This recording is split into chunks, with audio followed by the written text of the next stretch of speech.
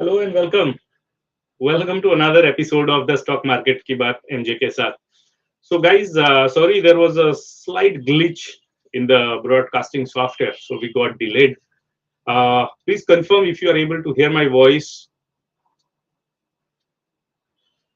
I hope you guys are doing well and you are not scared of the market. As week by week we are always, analyzing the market, looking at it, how it is behaving, and then creating our opinion, and the way market is moving, we are taking our positions accordingly, right? So that should be a good support. Now let's look at what market has been doing for last 1 week, right? तो पिछले Saturday हमने बात किया था 30 अप्रैल को.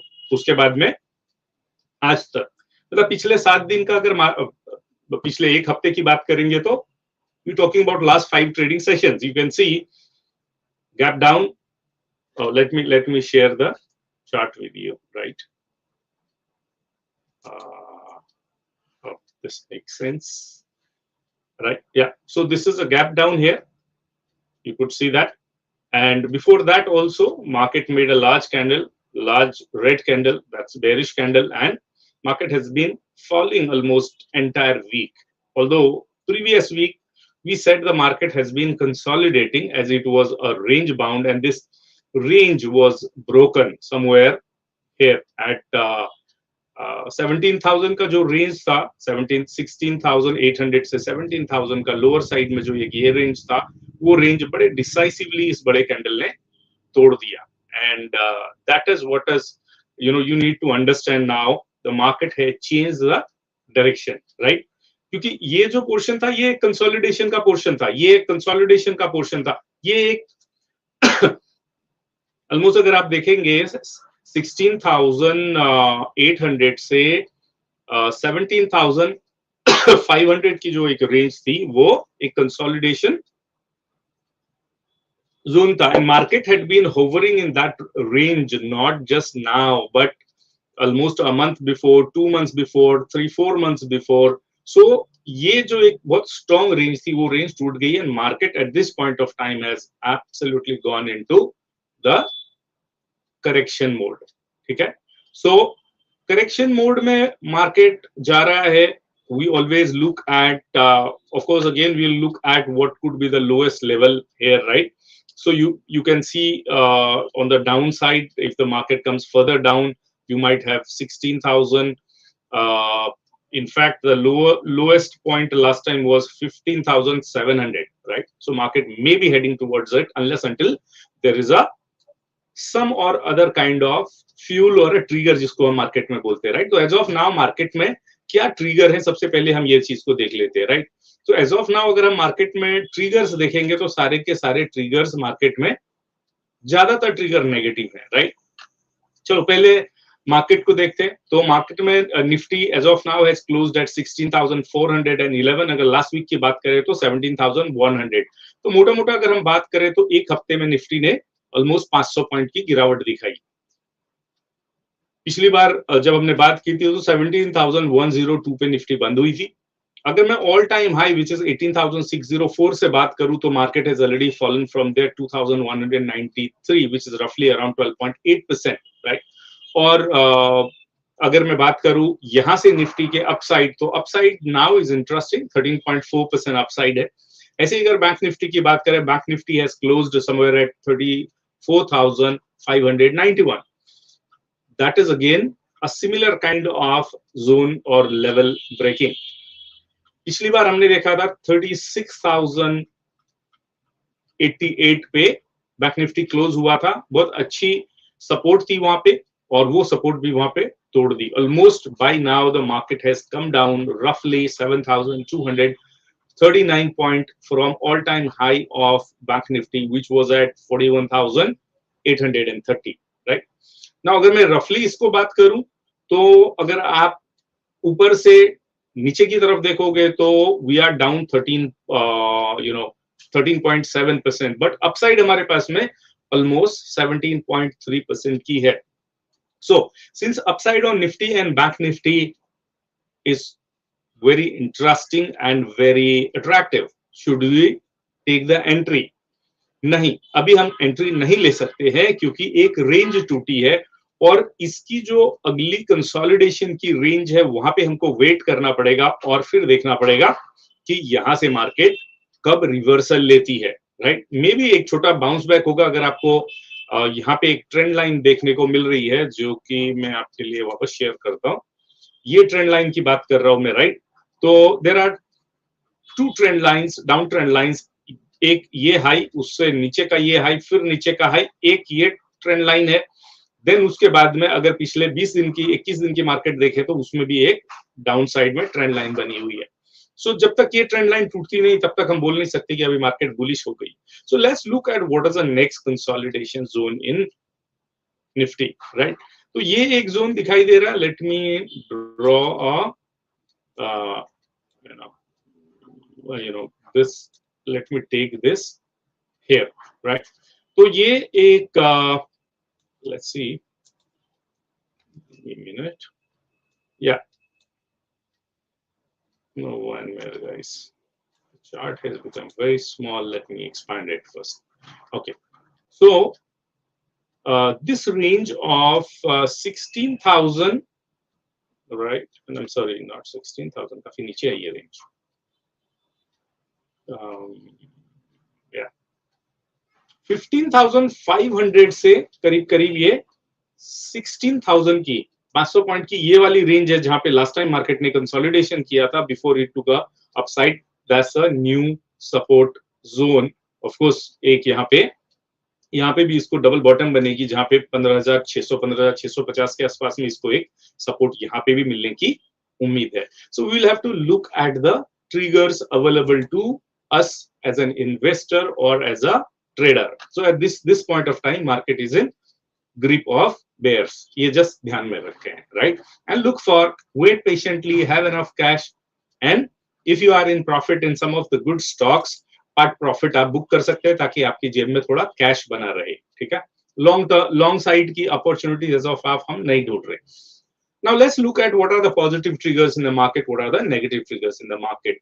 Corporate result positive trigger की side में है मार्केट में। most of the companies they gave a very good positive returns in Q4 previous year। अगर हम बात करेंगे पूरे entire year की तो balance sheets and profit and loss most of जो बड़े कंपनीज हैं लिस्टेड है उनका काफी अच्छा है। So that's a good part. Mostly जो लार्ज ऑर्गेनाइजेशन है उनके Q4 के रिजल्ट्स आउट हो चुके हैं एंड एनकरेजिंग है।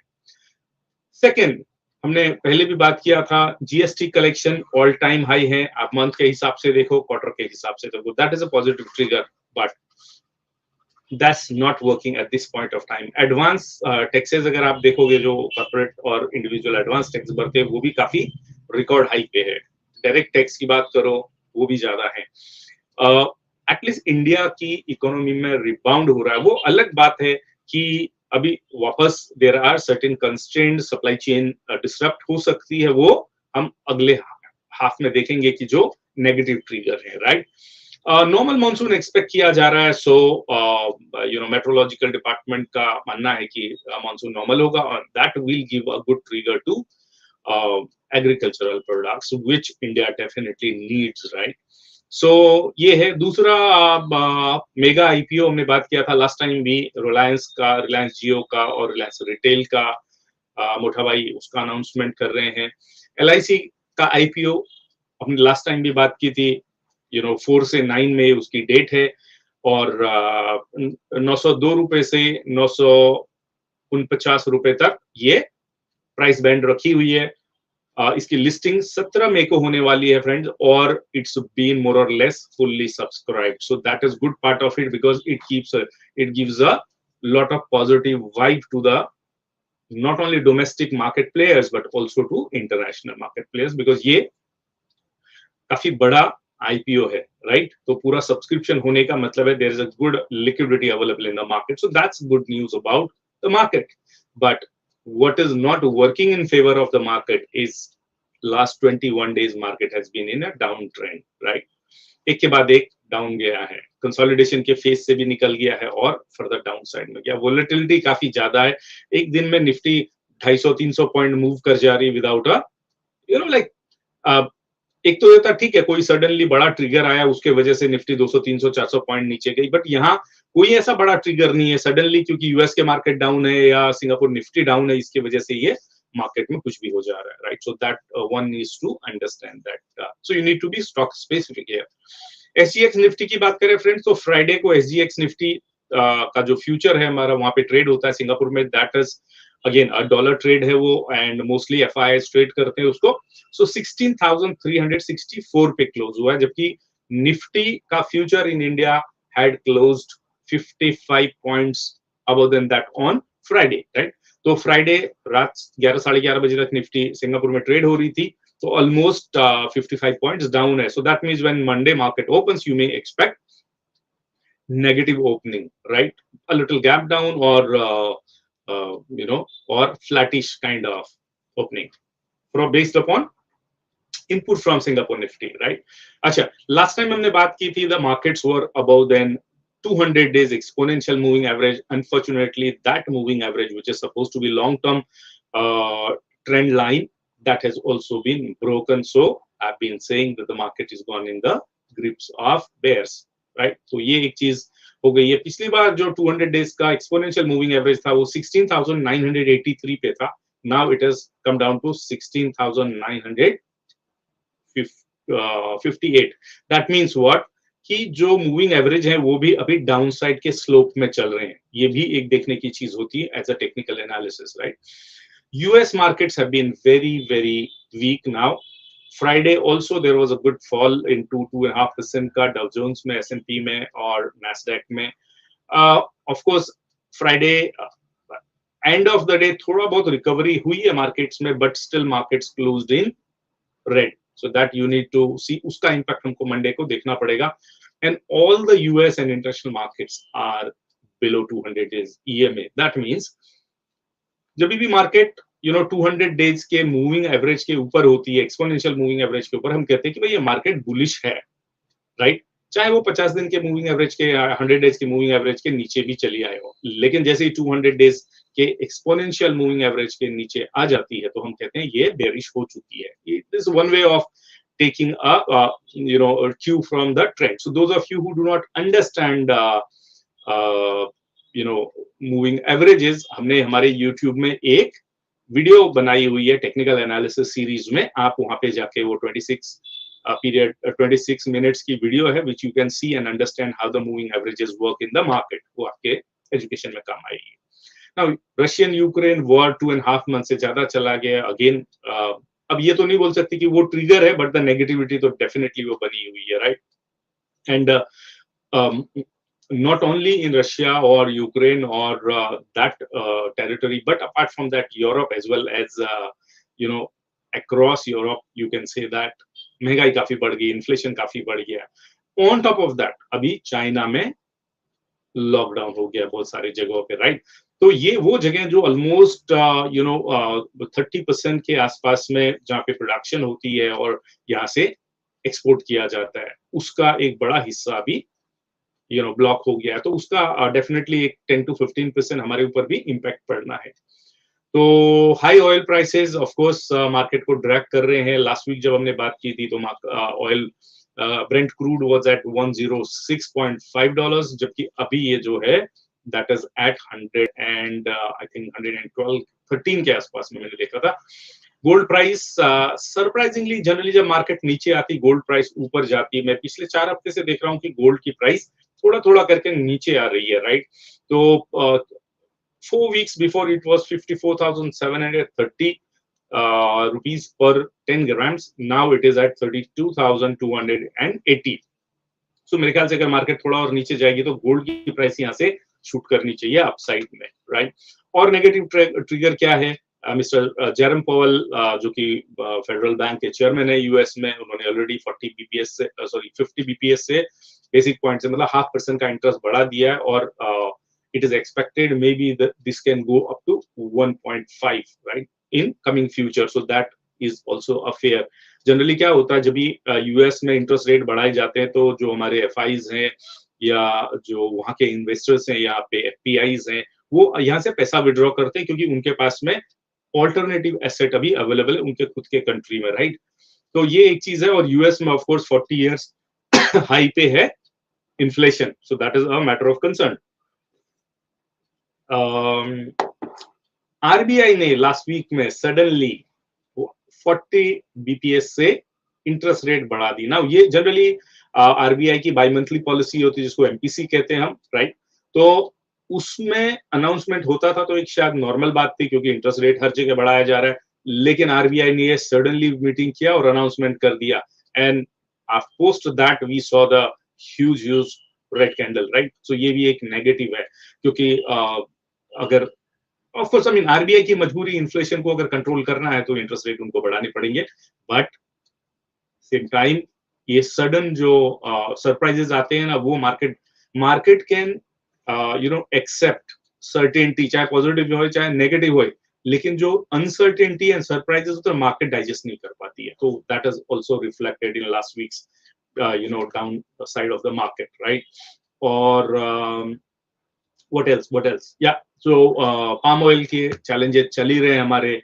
इंडोनेशिया ने फ्लिप फ्लॉप किया, उसके ऊपर कमोडिटी प्राइसेस हाई हैं डेफिनेटली, और fear of recession is looming around. वो एक बहुत बड़ा कंसर्न है. सो व्हाट हैपेंस जब इन्फ्लेशन बढ़ने की बात होती है तो लोग को लगता है मार्केट नीचे जाएगी, people start withdrawing the cash from the market, मतलब अपना प्रॉफिट बुकिंग चालू कर देते हैं, राइट. थोड़ा बहुत प्रॉफिट बुकिंग, एक हेल्दी प्रॉफिट बुकिंग तो नेसेसरी है as an investor, as a trader और पोजिशनल ट्रेडर. बट सडनली अगर ये गश के हिसाब से, which is not happening as of now, but अगर ऐसा ही एनवायरमेंट रहा, that can lead further downside. Now जब भी मैं एनालिसिस करता हूँ फ्रेंड्स मार्केट का या आपके स्टॉक्स का, I always say subject to market condition, because अगर मार्केट में फंड्स फ्लो नहीं होंगे, लिक्विडिटी नहीं होगी, चाहे फंडामेंटली कितना भी अच्छा स्टॉक हो आपका, वो भी डाउन साइड में मूवमेंट करना चालू कर देगा. So you need to understand technical analysis also along with fundamental analysis such that सही वक्त पे आप अपना प्रॉफिट बुक कर पाए. अगर आपको याद हो लास्ट टाइम हमने बात की थी, बहुत सारे ब्रेकआउट्स निकले हैं कंजम्पशन सेक्टर में, निफ्टी मेटल में ऑल टाइम हाई से ब्रेकआउट हो रहा था, निफ्टी पीएसई में, सीपीएसई में, निफ्टी इंफ्रा में, निफ्टी फार्मा सेक्टर में. बट सडनली लास्ट वीक में जितने भी ये ब्रेकआउट्स हो रहे थे, ऑलमोस्ट सारे के सारे ब्रेकआउट्स धराशायी हो गए हैं. So that is another. See क्या होता है जब मल्टीपल सेक्टर्स में डाउन साइड आना चालू होती तो निफ्टी उन्हीं स्टॉक से बनी हुई है ना, 50 स्टॉक से, तो निफ्टी में भी डाउन साइड होना जरूरी, मतलब नॉर्मल हो जाता है वो, right. And Nifty can not go high if all the sectors have started going down. So you need to be very careful at this point of time. So we'll be looking at what best can be done with your stocks, but this is the running commentary about the market and market conditions. Now those of you who have not subscribed to YouTube channel or not started sharing it, my request to you is to keep on sharing the quality content such that people, retail traders like you and me, retail investors like us can get benefit from the market analysis. It is necessary, right? Otherwise लोग को जानकारी नहीं होती, इसके चक्कर में 90% लोग तो इसी के चक्कर में लॉस खाते हैं, right? So now let me start taking your questions, but before, I think the question number 1 is already from Mr. Nitin Kute. So those of you who joined late, my good evening to each one of you. Not keeping well today, थोड़ा energy level down हो सकता है. I need your cheer up for it, right? थोड़ा feverish लग रहा है. So Nitish ने लिखा analysis about Axis mutual fund scam and what are opportunities, right? See, scam financial markets में काफी होते रहते हैं, राइट. लोगों की ग्रीड है, फंड्स यहाँ पे मनी है, और जहां पे भी मनी होती है वहां पे ग्रीड डेफिनेटली रहती है. Now what has happen in axis mutual fund. कोई भी म्यूचुअल फंड कंपनी होती है, उसकी मल्टीपल स्कीम होती है, मल्टीपल स्कीम में मल्टीपल फंड मैनेजर होते हैं.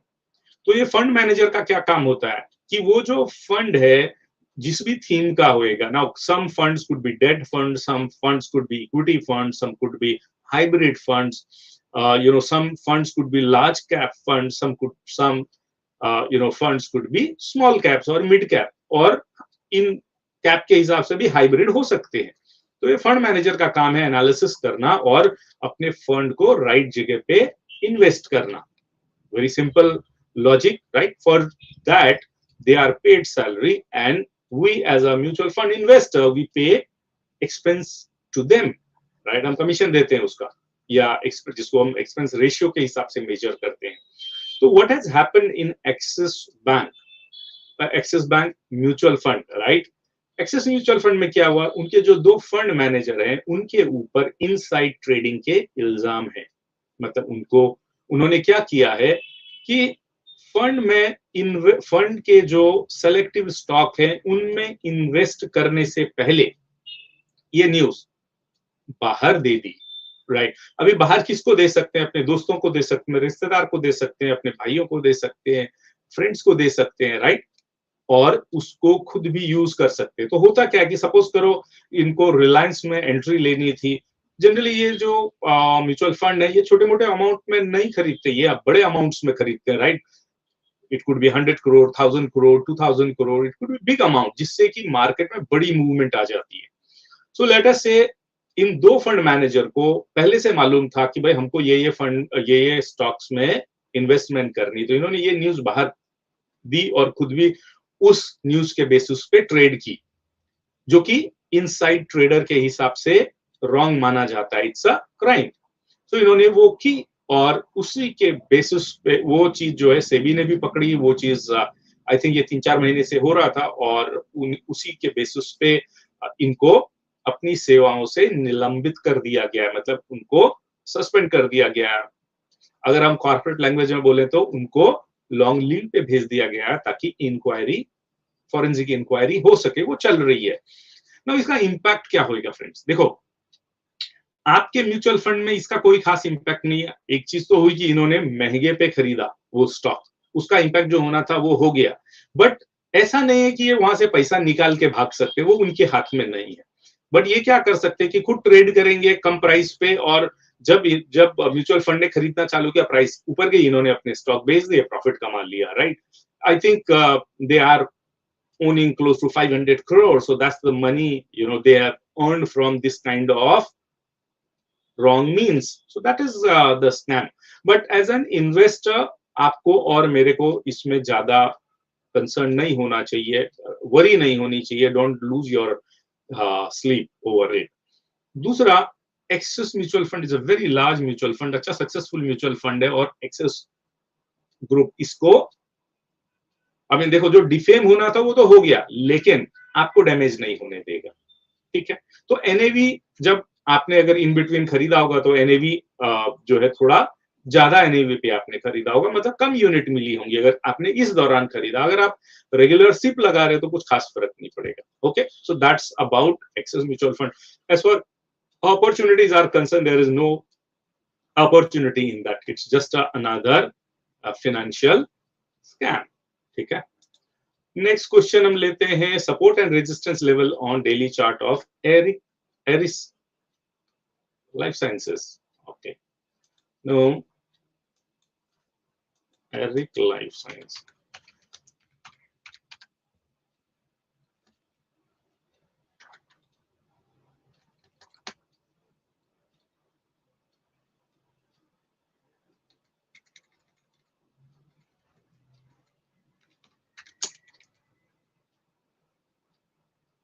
ओके, तो हमको फ्रेश चार्ट लेना पड़ेगा.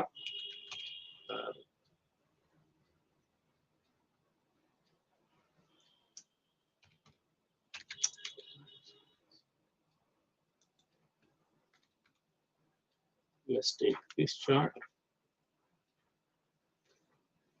This chart is not coming up. It's Eric life science, right? चलो लाइफ साइंस पे ढूंढते हैं.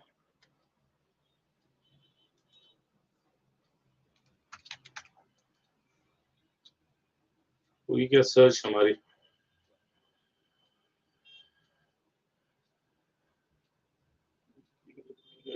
नो, ये तो आपने या तो मुझे स्पेलिंग गलत दिया है.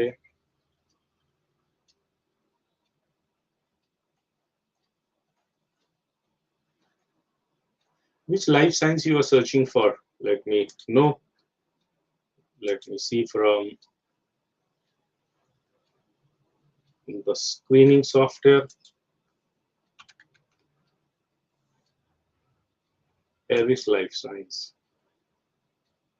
तो यहाँ पे दिखा रहा है, ऐसा क्यों है कि यहाँ पे क्यों नहीं दिखा रहा है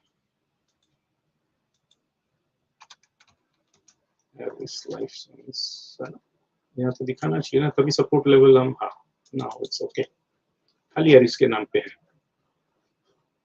It will be good if you can give me the levels, sorry, the right name or the codes, right? तो इसका जो नेक्स्ट सपोर्ट लेवल है वो हमारे पास में है करीब करीब 623 के आसपास में, 623 का जो है लोअर लेवल है। But if you see this is making a very large head and shoulder, जो इसने इन उसको ब्रेक करने की कोशिश की थी, वापस ये ऊपर गया, बट इस शोल्डर को इसने ब्रेक नहीं कर पाया यहाँ पे। So if you look from that perspective, you might see it to the 550 के लेवल पे, राइट? अगर मार्केट में थोड़ा और गिरावट रहेगी तो that is the level on this side. अगर आप अपर साइड में बोल रहे हो 740 टू 750 का इसमें रेजिस्टेंस का लेवल है, राइट? तो ये आप देख लें, स्विंग ट्रेड के हिसाब से है ये, इंट्राडे के हिसाब से नहीं है। प्रमोद जी का सवाल है, Wipro and DLF entry in target performance. Pramod ji, अपनी लास्ट टाइम की बात हुई थी विप्रो में, मैंने आपको बोला था कि डाउन साइड में जा रहा है, ये शॉर्ट का कैंडिडेट है, राइट? और अभी तो मार्केट भी नीचे साइड में जा रही है, it might be much better short, right? Let's see कि क्या हुआ। जब भी हमने लास्ट टाइम 15 दिन में 20 दिन में ये स्टॉक देखा होगा, राइट?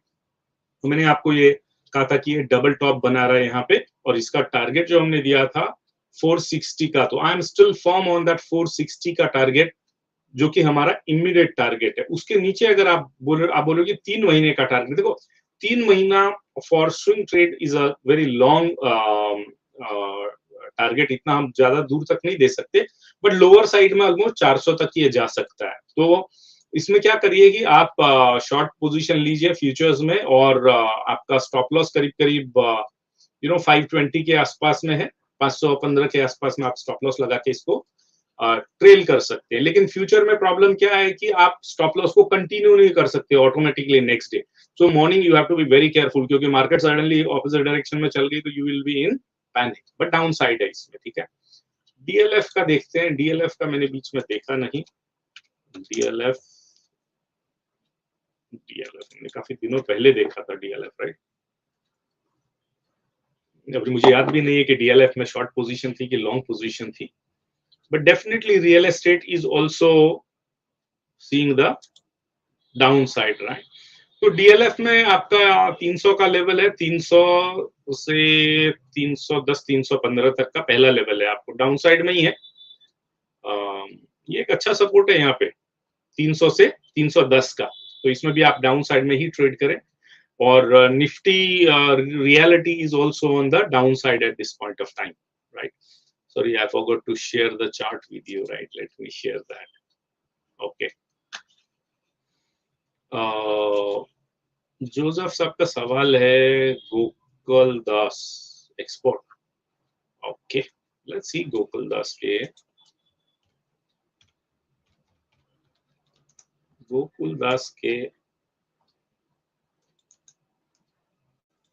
तो आई नहीं रहा गोकुल दास भाई। हाँ, Gokul agro, Gokul refill, Gokul solution आ रहा है यहाँ पे, क्या चक्कर है? गोकुल, हाँ गोकुल दास, अच्छा गोकल है वो, ठीक है, बाकी गोकुल है। You have to be very careful with the spellings, right? So अगर हम फंडामेंटल पर्सपेक्टिव से देखें तो फंडामेंटल थोड़ा ठीक ठाक दिख रहे हैं इसके, राइट? आरओई आरओसी ठीक ठाक है, बुक वैल्यू से just trading 4 times, not bad, but जिस हिसाब से मार्केट नीचे आई है, ये भी थोड़ा रेशियो नीचे गिरना चाहिए था। अगर फेयर वैल्यू पर्सपेक्टिव से देखेंगे तो डेफिनेटली महंगा है ये शेयर अभी भी, right? Promoter is holding very less, 24%। देखो, I have not analyzed this in detail, but I have been reading here and there a little about this company, right? इनके रिजल्ट ठीक ठाक रहते, कोई इश्यू नहीं रिजल्ट में, बट अगर आप देखोगे ऑल टाइम हाई जो है इसने यहाँ पे ब्रेक किया था, उसके बाद ये अपसाइड में चल रहा है। As of now, I would not advise you to take a long position unless until the market reverses, ठीक है? बट टेक्निकल हिसाब से ये ठीक ठाक दिख रहा है, लेकिन अभी ये देखो कि प्राइस सस्टेनेबल है क्या यहाँ पे। अगर आप देखोगे 32% से प्रमोटर खुद अपना स्टॉक बेच के 24% में आ गए। एफआईज ने थोड़ा बढ़ाया है, बट एफआईज ने पिछले क्वार्टर से बेचना चालू कर दिया, राइट। खाली दिसंबर के क्वार्टर में इन्होंने बढ़ाया था, ये क्वार्टर में उन्होंने मार्च तक बेचा है, अप्रैल में दबा के बेचा है, मई में भी बेच रहे हैं।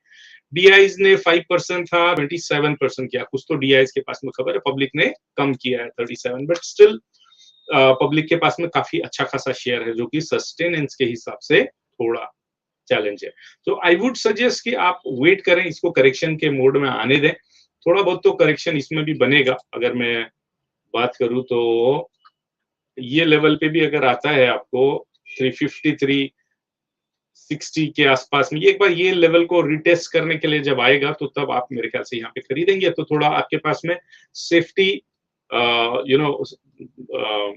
मार्जिन ऑफ सेफ्टी रहेगा, राइट। वो जरूरी है देखना हमेशा, तो मार्जिन रहना चाहिए कभी भी, ताकि नीचे आए तो आप पैनिक में नहीं आओ और थोड़ा बहुत और खरीद पाओ उसमें।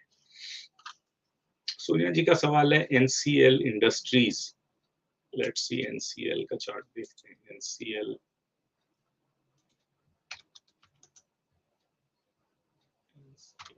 इंडस्ट्रीज का चार्ट करनी है। Give me 1 minute. NCL Industries.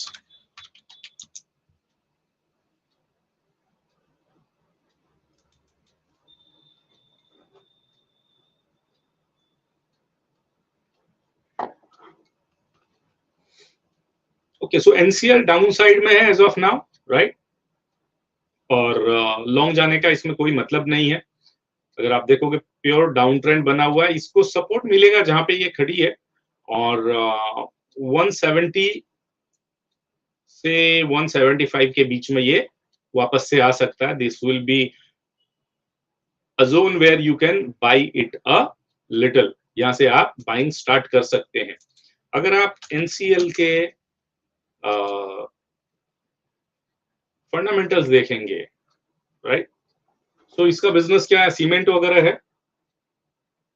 तो इंफ्रा में जरूरत तो है सीमेंट की, बॉन्डेड पार्टिकल्स की, डोर्स की, right. Small hydro power project, मतलब ये स्मॉल हाइड्रो पावर प्रोजेक्ट भी बनाती है, राइट। तो स्टॉक का पी ठीक ठाक लग रहा है, 159 का स्टॉक, 182 बुक वैल्यू के आसपास में, आरओसी आरओई ठीक ठाक है।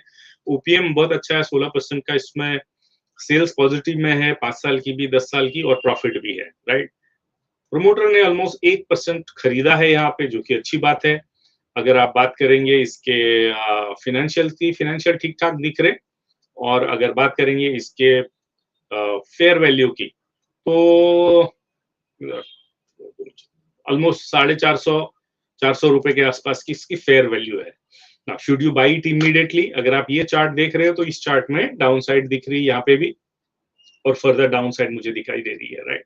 इतना अच्छा रनअप के बाद में मे बी ये 150 के आसपास में आए, 150 से 170 के बीच में खरीदे, और टाइम फ्रेम थोड़ा लंबा रखें, साल 2 साल का, तो you will get a good upside, ठीक है। नेहा जी का सवाल लेते हैं।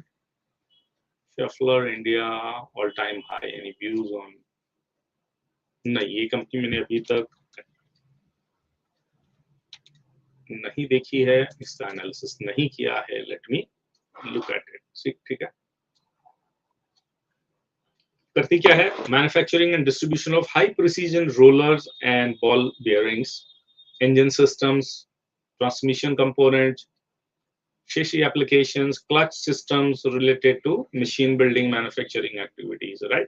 So basically ये machine के components and support systems में involved है। Now अगर आप इस स्टॉक को देखोगे तो इसे already trading 10 times, almost 9.5 times trade कर रही है, जहाँ पे की 37 इंडस्ट्री का पी है, इसका ऑलरेडी 51, मतलब ये एक्सपेंसिव है। वहां पे आरओसी आरओई अच्छा है इसका, 18.5 का रिटर्न ऑन इक्विटी है, जबकि 24.5 का रिटर्न ऑन कैपिटल है, राइट। ऑलरेडी स्प्लिट हो चुकी है, फेस वैल्यू खाली 2 की है, बट डेट कम है, एक अच्छी चीज है। फ्री कैश फ्लो अच्छा है, 1144 करोड़ का, जो कि अच्छा फ्री कैश फ्लो है, यहाँ पे कोई डेट नहीं है। बट अगर मैं बात करूं इसके फेयर वैल्यू की, द स्टॉक 1100-1200 रुपए का स्टॉक है, जो कि ऑलरेडी डबल पे ट्रेड कर रहा है। तो मेरे ख्याल से अगेन मेरी फिलॉसफी वैल्यू बाइंग की है। वैल्यू बाइंग का मतलब होता है कि आप फेयर वैल्यू से काफी कम प्राइस पे स्टॉक खरीदने में इंटरेस्टेड हो। तो ये अगर ऑलरेडी 9.5 टाइम्स मेगा है तो ये फेयर वैल्यू से तो बहुत ऊपर चल रहा है, डबल है फेयर वैल्यू से, तो कोई लेके मतलब नहीं है इसको यहाँ पे, राइट। जिन लोगों ने बहुत पहले से एंट्री बनाई हुई है शायद वो लोग बेचने में इंटरेस्टेड नहीं है, और अगर आप मोमेंटम ट्रेडर हो तो आप ले सकते हो, बट मार्केट डाउन है, इसमें भी डाउन साइड आ सकती है। एफआईज के पास में 5%, डीआईज के पास में 15% और पब्लिक के पास में 5.5%। सो एक स्टेबल शेयर होल्डिंग पैटर्न है यहाँ पे, मतलब ज्यादातर शेयर प्रमोटर के पास में है, तो ऑब्वियसली प्रमोटर बेच नहीं रहे हैं। अगर मार्केट में माल कम रहेगा तो डिमांड ज्यादा रहेगी, राइट, सप्लाई कम है, तो because of that it is sustaining in term of the price. So मेरे ख्याल से as of now न लें, गिरने दें। कहाँ तक? कम से कम इसको 50 पीरियड मूविंग एवरेज को टच करने दें, which is at 2300, वो टच करे, और ये सपोर्ट लेने अगर 1800-1900 के रेंज में आता है तो आप लीजिए, अदरवाइज अवॉइड करिए। मार्केट में डाउन साइड जब जिन्होंने इसको लोअर लेवल पे खरीदा होगा 1000 पे, वो बेचना चालू करेंगे तो ये भी नीचे आएगा। चलो नेक्स्ट सवाल लेते हैं महिंद्रा लॉजिस्टिक्स से। महिंद्रा लॉजिस्टिक्स के पहले फंडामेंटल्स देख लेते हैं, राइट।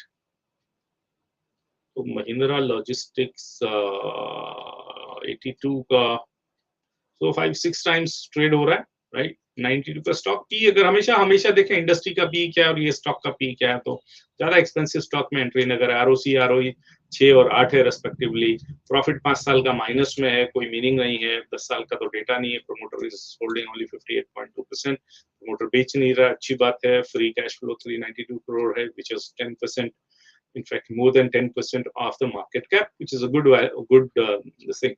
But PG इसका माइनस में, that means there is some or other financial data में हेरफेर है, अवॉइड करें।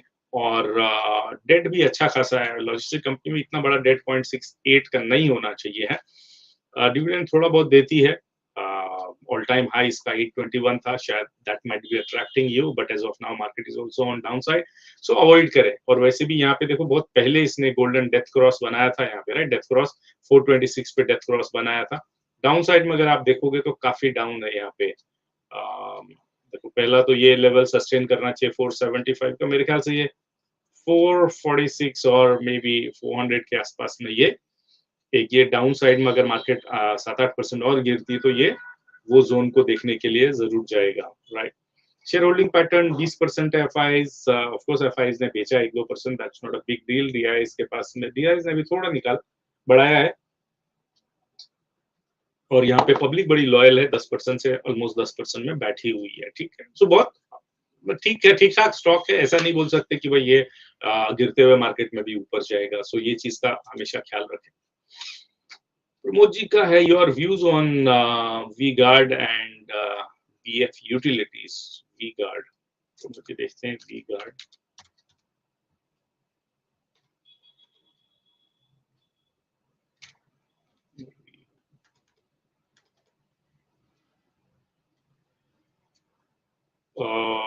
V-Guard Industries, I'm sure you are talking about that. It is V-Guard. So जब तक आप ऐसे लिख के नहीं दोगे ना तो डिफिकल्टी होती है सर्च करने में, चार्ट भी नहीं समझ में आएंगे, मतलब दिखेगी नहीं वो कंपनी। You rightful. और प्लीज डू नॉट कंसीडर कि मैं सारी कंपनीज को एनालाइज करके बैठा हुआ हूँ, राइट। मैं भी लिमिटेड कंपनीज में इन्वेस्टेड हूँ, और मे बी अराउंड 100-150-200 कंपनीज के आसपास में मैं एनालाइज करके बैठा हुआ हूँ। But not all. बीएससी में अगर आप देखोगे 7000 के आसपास में कंपनीज है। NSC alone has got 1600 plus companies. Okay, so 8926 crore small cap है, राइट। 10 टाइम्स के आसपास में या 8 टाइम्स के आसपास में ट्रेड हो रही है, तो ऑलरेडी एक्सपेंसिव है। करती क्या है? Manufacturing innovative experimental products in the category of electronics and consumer durables. So ये basically अगर हम बात करें तो it's more or less in competition with Dixon Technologies, right? More or less, but ये Dixon Technologies के साथ में यहाँ पे आता नहीं। जब डिक्सन टेक्नोलॉजी दिखाता है तो यहाँ पे ये नहीं दिखाता है, दैट मीन्स टीवी वगैरह नहीं बनाता होगा। तो सीमेंस है, हेवल है, एबीबी है, जीसी पावर है, क्रॉम्पटन ग्रीन है, BHEL, Hitachi, V Guard industry, ये सब एक पीयर है, राइट। ओके, आरओसी आरओई ठीक ठाक लग रहा है, नॉट बैड। स्टॉक पी 43 पे 35.36 के आसपास का है। फेस वैल्यू 1 रुपए की कई बार स्प्लिट हो चुका है। हमेशा ये देखें कि 10 रुपए की फेयर वैल्यू वाला स्टॉक ज्यादा अच्छा है इन कंपैरिजन विद 2 रुपए की या 1 रुपए की फेयर वैल्यू वाले को। ओपीएम काफी कम है, पी से 9.7 का, not a good figure. Promoter 55.9 में प्रमोटर ने खुद बेचा है, तो इसका मतलब प्रमोटर खुद सोच रहा है कि यार अच्छा प्राइस पे है, थोड़ा बहुत प्रॉफिट बुकिंग में भी कर लूं, राइट। आपको ये पता होना चाहिए प्रॉफिट, प्रमोटर भी अच्छा खासा प्रॉफिट बुक करते हैं। इनफैक्ट ये तो खैर थोड़ा रेस्पेक्टेबल कंपनी है। There is a company called right com, अगर टाइम रहा तो राइट कॉम को एनालाइज करेंगे। वहां के प्रमोटर ने बिना सेबी को या बीएससी को या एनएससी को बताए हुए अपने शेयर बेच दिए और खाली 2% 2.5% पे 10 रुपए का शेयर था, आई थिंक 150 रुपए तक गया। तो काफी गोची होती रहती है स्टॉक मार्केट में, you need to be very very careful there, right. So free cash flow positive में है। सो अगर मैं इसकी फेयर वैल्यू के पर्सपेक्टिव से बात करूं तो ऑलरेडी फेयर वैल्यू से मल्टीपल टाइम्स महंगा है ये। 100 रुपीज के आसपास की फेयर वैल्यू है और चल रहा है 300 रुपए के 200 रुपए के आसपास में, राइट। हमेशा ऐसे देखें। डेथ क्रॉस यहाँ पे पहले ही बन गया है, आप अगर देखेंगे तो डेथ क्रॉस का मतलब है, जो रेगुलरली देख रहे हैं यहाँ पे, इसका मतलब है कि 200 दिन का मूविंग एवरेज 50 दिन के मूविंग एवरेज के ऊपर चला गया, तो नेगेटिव टेरिटरी में है। आपको खरीदना है अगर ये, तो मेरे ख्याल से आपको ना ये लेवल आने देना चाहिए। ये लेवल है 150 के आसपास का। If you are interested in this company and you trust the management is good, right, तो वो भी एक अलग ही सब्जेक्ट है, मैनेजमेंट का एनालिसिस करना, राइट। पीएफ अभी वापस प्रमोद जी आपने एकदम शॉर्ट में दिया, ये वापस दिखने वाला नहीं है। बीएफ क्या है ये? बीएफ यूटिलिटीज, ओके चलो मिल गया। Alright, BF utility देखें ये क्या बनाता है? Incorporated in 2000, BF utility is engaged in the generation of electricity through windmills and infrastructure activities. देखो windmill वाली कंपनीज की ना बैंड बजी पड़ी है, राइट, ऑलमोस्ट सबकी। सुजलॉन को भी आप लगा लो साथ में। तो इसमें तो यहाँ पे फिनेंशियल डेटा ही बहुत सारा नहीं है। बुक वैल्यू -57 रुपीज में 361 रुपए में चल रहा है। मेरे ख्याल से स्पेकुलेशन के अलावा ये दूसरा कुछ है नहीं, राइट। इंटरेस्ट कवरेज रेशियो है नहीं, मतलब वांदे लगे पड़े हैं ये कंपनी को। आरओ रिटर्न ऑन इक्विटी तो जीरो ही है। जहां रिटर्न ऑन इक्विटी जीरो है, सर क्या कर रहे हो वहां पे, क्यों जाना है? अच्छा देखो, फ्री कैश फ्लो यहाँ पे 1319 crore, which is close to the market cap. Truly ऐसे कंपनीज के बारे में ना कुछ भी बताना बड़ा मुश्किल हो जाता है, राइट। अरे आपके पास में अगर इतना कैश है तो आपका इतना इंटरेस्ट कवरेज रेशियो कम क्यों है? डेट टू इक्विटी रेशियो यहाँ पे दिया नहीं है, क्योंकि अगर वो नहीं पता चलेगा तो पता नहीं चलेगा कि फिर इसका इंटरेस्ट कवरेज रेशियो, क्योंकि अगर इतना फ्री कैश है तो फिर इंटरेस्ट कवरेज रेशियो 15, 20, 25 होना चाहिए ना। तो अगर फेयर वैल्यू पर्सपेक्टिव से बात करें तो इसका वो भी निकालना मुश्किल होगा, क्योंकि पीजी नहीं है मेरे पास में यहाँ पे, राइट। पी नहीं है तो कौन सा भी फॉर्मूला लगाओगे आप फेयर वैल्यू नहीं निकाल पाओगे। It's more of a speculative company. Let's look at the share holders. Promoter 56-57% में, एफआई डीआई गुल है, ये पब्लिक इसमें 43%। जब ये मैं हमेशा बोलता हूँ आपको, ऐसे कंपनीज को मतलब लाओ भी मत, देखना ही नहीं है, क्योंकि पब्लिक के पास में इतनी नॉलेज नहीं है। डीआईज और एफआईज यहाँ पे शुरू से बहुत, देखो उन्होंने ऑब्जर्व किया, एफआईज ने कितना 0.48% का स्टेक लिया, आज 0.43 में है, कोई बड़ा अमाउंट इन्वेस्टेड नहीं है। डीआईज ने भी नहीं है। अगर ये कंपनी इतनी बड़ी अच्छी है तो ये लोग इन्वेस्टेड होने चाहिए ना। इनके पास में तो बहुत सारे फंड्स, आप और मेरे पास में तो लिमिटेड फंड्स होते हैं, तो we need to be more prudent in term of investing our hard earn money, otherwise वो चली जाएगी।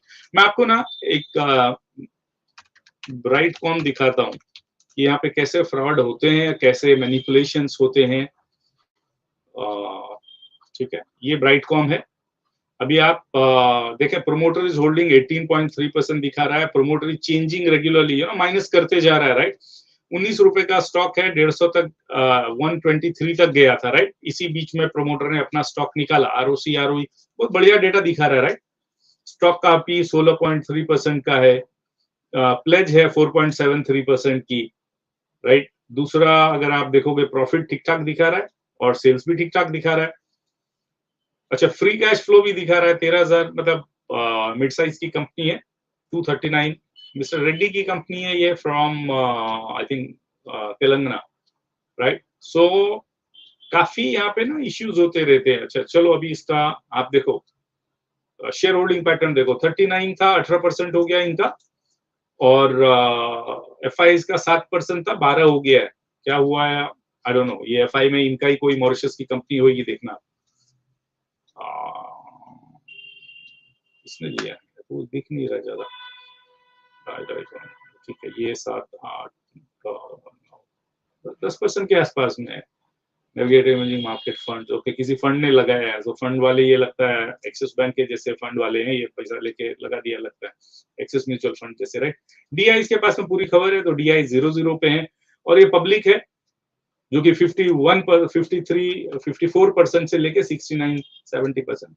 जहां पब्लिक का स्टेक बढ़ रहा है सर, समझ लो झोल झाल है भाई, सब झोल झाल है। Things are not going to be that good for retailers to sustain this kind of thing. Retailer के पास में इंफॉर्मेशन भी नहीं आती कि क्या गोची चल रही है, क्या इश्यूज चल रहे हैं कंपनीज में, हाउ कंपनीज आर लगाओइंग शेडी, राइट। तो ये बहुत बहुत बहुत क्रूशियल है। और आप देखो फिर उसके बाद में ना सर्किट वगैरह लगनी चालू हो जाती है, राइट। काम ठीक है, आप देखो ये अभी सेबी का इन्वेस्टिगेशन चल रहा है, but SEBI is also having जिसको हम बोलते हैं ना मिल्की टूथ में चल रही है, दूध के दांत है सेबी के पास में। कैन यू सी दिस, ये अपर सर्किट लोअर सर्किट, ये पूरा गेम बनाया हुआ रहता है सर। इसमें अगर आप ये गेम में फंस गए तो जो आपने कमाया धमाया है वो सब निकल जाएगा। आप नौकरी करके कमाओगे, बिजनेस करके कमाओगे, यहाँ पे डुबा दोगे, राइट। तो ऐसे कंपनी से दूर रहें। ट्राइडेंट, लास्ट कंपनी देखते हैं, Trident. There are couple of other questions I have got friends here, let me see. Trident के नाम पर भी काफी कंपनीज हैं।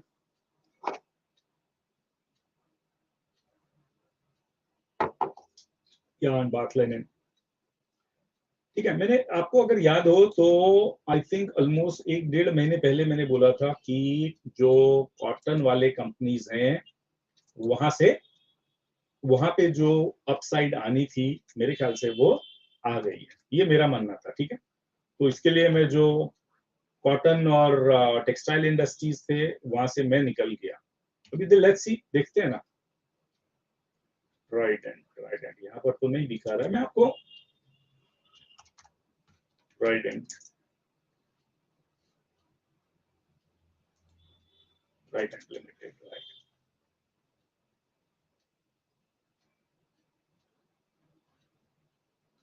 जब तक ये, हाँ, ठीक है, ये 50 रुपीज के आसपास में चल रहा है, डाउन साइड में है, कंसोलिडेशन के मोड में है। यहाँ पे भी अपर सर्किट लोअर सर्किट, आप देखो ये सब स्पेक्युलेटर लोगों का गेम रहता है। 7 रुपए का 50 रुपए में, राइट, कितना हो गया, 9 टाइम्स। ROC कुछ खास नहीं है, पी महंगा बता रहा है, प्राइस से महंगा बता रहा है, फ्री कैश फ्लो ऑलमोस्ट 10% है, that's only good news I am seeing here. अगर फेयर वैल्यू परस्पेक्टिव से देखोगे तो फेयर वैल्यू करीब करीब 8 रुपए 9 रुपए की, मतलब जितनी बुक वैल्यू उतनी ही इसकी फेयर वैल्यू है। Promoter holding 72-73%, I think that's what is driving the price, ठीक।